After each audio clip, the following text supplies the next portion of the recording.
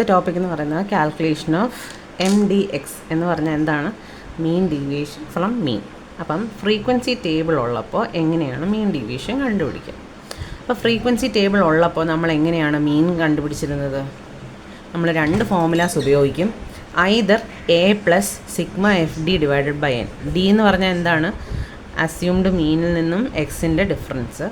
A എന്ന് പറഞ്ഞാൽ എന്താണ്? അസ്യൂംഡ് മീൻ. നമ്മൾ എക്സിൽ നിന്നും ഈ എക്സ് വാല്യൂസിൽ നിന്നും ഏതെങ്കിലും ഒരു വാല്യൂ എ ആയിട്ട് കൺസിഡർ ചെയ്യും, അല്ലേ? അങ്ങനെയല്ലാതെ നമ്മൾ പഠിച്ചത്.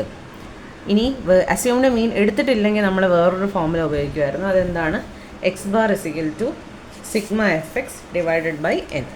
അപ്പം രണ്ട് തരത്തിൽ ഇത് ചെയ്യാം. അപ്പം വാല്യൂസ് ഒത്തിരി വലുതാണെങ്കിൽ നമ്മൾ യൂഷ്വലി എന്തിലേക്ക് പോകും? എ എടുക്കും. ഇവിടെ നമ്മൾ എ ആയിട്ട് എടുക്കുന്നത് 15 ആണ്. 15 എ ആയിട്ട് എടുക്കുമ്പോൾ നമ്മൾ എങ്ങനെയാണ് ഡി കണ്ടുപിടിക്കുന്നത്? എക്സ് മൈനസ് എ ആണ് എന്ത്? ഡി. ഇത് ഞാൻ ചെയ്യുന്ന എന്തിനാണ്? നേരത്തെ പഠിപ്പിച്ചത് ജസ്റ്റ് ഒന്ന് റിമൈൻഡ് ചെയ്യിപ്പിക്കാം. അപ്പം ഇവിടെ നമ്മൾ എ 15 ആയിട്ട് എടുത്തിരിക്കുന്നത്. ഡിയുടെ ഫസ്റ്റ് വാല്യൂ എന്ന് പറയുന്നത് എന്താണ്? X minus A. അതായത് 12 മൈനസ് 15 എത്ര കിട്ടും? മൈനസ്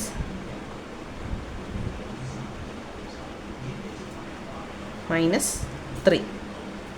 ഇനി എക്സ് മൈനസ് എ, അതായത് ഡിയുടെ വാല്യൂ, രണ്ടാമത്തെ ഡിയുടെ വാല്യൂ എത്രയായിരിക്കാം? -2.